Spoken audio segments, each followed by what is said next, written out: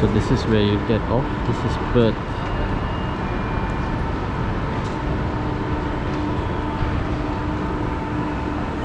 And to get to Fremantle, we'll have to go to platform 7.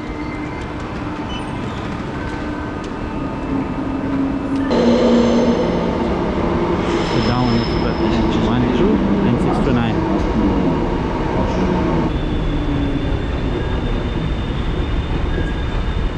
And if you see there, that's platform 1, 2 going on the left hand side, 6 to 9 going on the right hand side. So we'll have to go to the right hand side, and our platform is 7. So 6 is there, 7 is there. It will tell you the stops. So these are the stops for Fremantle. And let's go. And this is the map. If you want to understand where the lines, where the destinations or where the stops are from the railway, then this is where you can get it.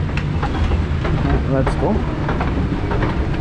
So platform 7 is on the left, and on the board over there, I'm not sure if you can see it or not, but it shows